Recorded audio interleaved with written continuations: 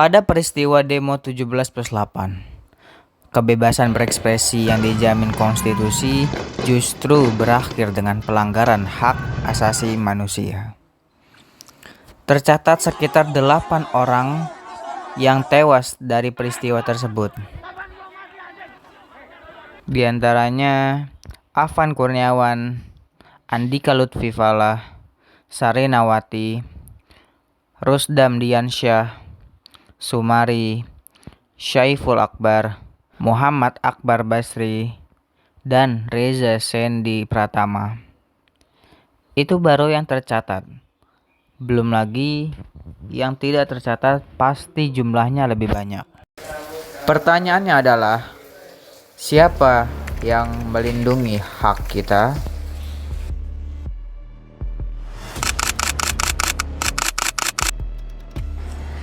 Hak asasi manusia adalah hak dasar setiap orang, termasuk hak hidup, hak menyampaikan pendapat, dan hak untuk aman dari kekerasan. Ketika korban berjatuhan, jelas ada pelanggaran atas hak paling mendasar, yaitu hak hidup.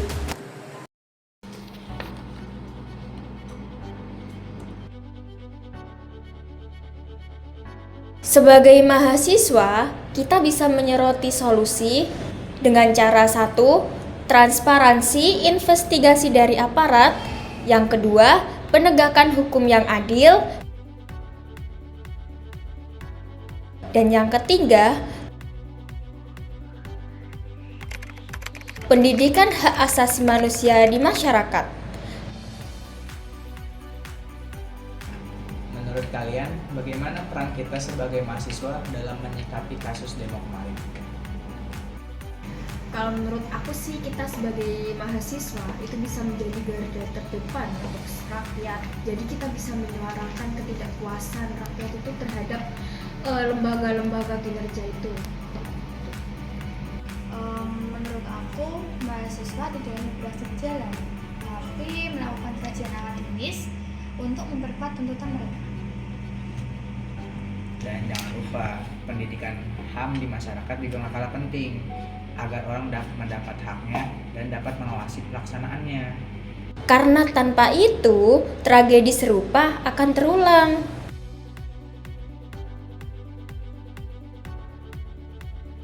Hak asasi manusia bukan teori yang kita pelajari di kelas, tapi hak nyata yang kita harus jaga bersama. Itu berarti kita perlu berani menyuarakan dari lingkup kampus, mulai dari edukasi, kampanye damai, dan berani menyuarakan kebenaran. Karena kalau kita diam, siapa lagi yang akan menjamin hak kita akan terlindungi? Halo semuanya, selamat datang di podcast kita. Kali ini kita akan membahas isu yang sangat berat tapi penting, yaitu tentang hak asasi manusia dalam konteks demo kemarin. Bener banget. Demo yang harusnya jadi ruang aspirasi untuk bersuara malah menelan korban jiwa, teman-teman. Itu tragisnya seperti itu di lapangannya. Nah, gimana kalau kita refleksi bareng tuh lewat beberapa pertanyaan kritis? Penasaran gimana? Ayo kita bahas. Check it out. Berdasarkan berita yang aku baca nih, demo ini itu memakan banyak korban jiwa. Salah satunya adalah seorang ojol yang bernama Afan Kurniawan. Awalnya si Afan Kurniawan ini cuma mengantarkan sebuah makanan di jalan tersebut, akan tetapi justru malah dia yang menjadi korban demo tersebut. Miris ya berarti ya. Itu bukti salah satu kelalaian pemerintah Indonesia dalam menegakkan hak asasi manusia di Indonesia, teman. Nah, bener tuh, soalnya itu yang paling viral di medsos. Kira-kira dari kejadian tersebut, apa sih yang dapat kita pelajari? Inti dari demo kemarin menurutku sih, kalau menurutku sih ada kayak 3 poin, teman-teman, yang bisa kita tangkap ya, teman-teman. Yang pertama, pentingnya dialog terbuka dan komunikasi entah antara pihak pemerintah dan aparat. Itu perlu kerjasama secara komunikasional dan transparatif. Jadi agar tidak memakan kesalahpahaman dan tidak memakan banyak korban lagi, perlu adanya dialog terbuka di publik. Nah, yang kedua, kekerasan cuma menambah korban. dengan kekerasan ini nggak nyelesain apa-apa, justru malah nambah banyak korban. Jadi penting banget ya untuk mencegah kekerasan di manapun, entah di lingkup sosial, di lingkup edukasi seperti kampus atau sekolah, dan di tempat terbuka juga ya teman-teman. Lalu yang ketiga, penegakan HAM itu harus konsisten. Begini, siapapun orangnya, apapun jabatannya, penegakan HAM itu harus ada, harus kita junjung tinggi hak asasi manusia di atas segalanya. Nah, intinya tuh ya, tragedi itu mengingatkan kita bahwa kebebasan berekspresi itu harus dilindungi, bukan diberi dengan nyawa. Bener banget tuh. Kita tahu nih, kita udah jadi mahasiswa ya, kita tuh pikirannya udah berkembang, udah lebih kompleks, sehingga cara kita menyikapi hal tersebut itu harus lebih profesional daripada masyarakat umumnya. Nah, menurut kalian bagaimana sih cara mencegah hal tersebut agar tidak terulang kembali gitu? Nah, menurut aku nih, yang pertama kita itu harus membuat edukasi dan berdiskusi di kampus. Nah, contohnya kita membuat kelas atau workshop. Terus kemudian kita juga bisa membuat simulasi atau debat nih. Gitu ya. Terus ada kita juga contohnya bisa kampanye edukatif. Nah, itu tujuannya untuk itu menyadarkan mahasiswa kalau isu HAM itu nggak jauh-jauh. Nah, itu ada di kehidupan sehari-hari kita. Nah, betul banget tuh. Kita sebagai mahasiswa itu harus bisa menyuarakan pendapat tersebut dengan cara damai. Dan juga itu juga bisa menjadi sebuah contoh buat masyarakat.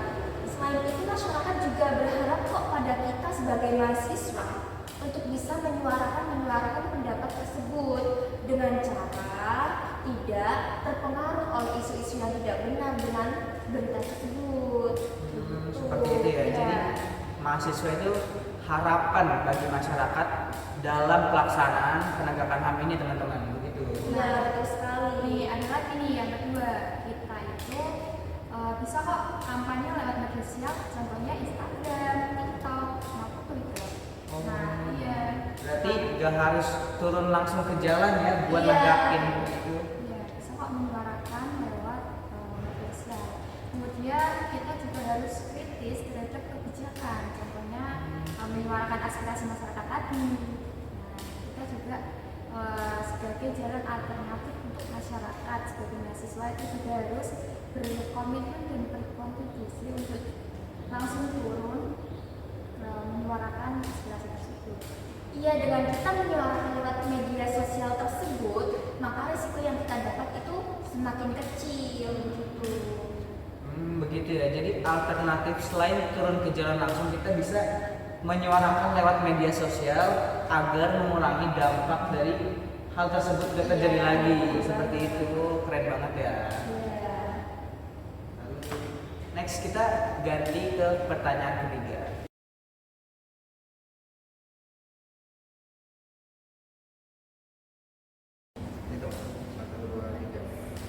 Jadi, menjadi pengawas kritis itu bukan berarti menentang kebijakan, tetapi mengawal kebijakan agar tepat sasaran, adil, serta bermanfaat. Nah, kalau begitu seharusnya negara itu untuk menjamin kebebasan berpendapat tanpa melanggar HAM itu gimana sih? Nah, kalau dari saya sendiri nih, negara juga perlu membuat mekanisme demonstran untuk melindungi para pendemo-pendemo tersebut, seperti halnya yang ada di undang-undang tuh, memberi kebebasan untuk berpendapat meskipun praktiknya kadang masih represif ya. Nah, misalnya nih, pemerintah menyediakan safe zone untuk para pendemo tersebut agar tidak bentrok dengan lalu lintas yang ada di situ. Kemudian negara juga melatih para aparat tersebut dengan cara pendekatan persuasif agar tidak hanya langsung terjadi penembakan massal yang dilakukan oleh aparat tersebut. Setuju. Jadi nggak perlu tuh ada yang namanya senjata api untuk menenangkan situasi demo tersebut. Iya, betul banget. Dan yang paling penting, negara juga harus menyediakan tuh para tim independen sebagai perlindungan hak asasi manusia. Begitu. Jadi negara atau bahkan seluruh komponen negara, mulai dari pemerintah, pemerintah yang responsif terhadap kebijakan-kebijakan yang diprotes, aparat yang tidak keras, dan masyarakat yang tidak anarkis, itu perlu bersama-sama mengawasi pelaksanaan hak asasi manusia selama demo berlangsung, gitu ya. Begitu. Seperti itu. Jadi dari obrolan ini kita jadi tahu bahwa pembelajaran dari demo kemarin itu sangat berharga buat kita. Nah, apalagi nih, kita sebagai mahasiswa ini kan senternya masyarakat atau contoh dari masyarakat. Karena masyarakat ini ngeliat kita ya. Kita punya tanggung jawab moral yang besar banget teman-teman. Untuk terus bersuara, untuk terus mengedukasi masyarakat sekitar. Seperti itu. Negara juga harus menjamin tuh kebebasan berpendapat agar terus berjalan tanpa melanggar HAM. Kalau kita diam, siapa lagi yang akan menjamin hak kita? Bener ya, berarti dimulai dari kita dulu teman-teman. Maka dari itu, yuk sama-sama kita peduli akan hak asasi manusia ini. Kalau begitu, karena terima kasih buat teman-teman udah menyimak podcast ini. Semoga apa yang kita sampaikan dan kita pelajari bareng-bareng itu bermanfaat buat teman-teman semua. Aku Pak Hasya. Aku Lita dan saya Sofia Maulidiana izin pamit undur diri. Bye bye.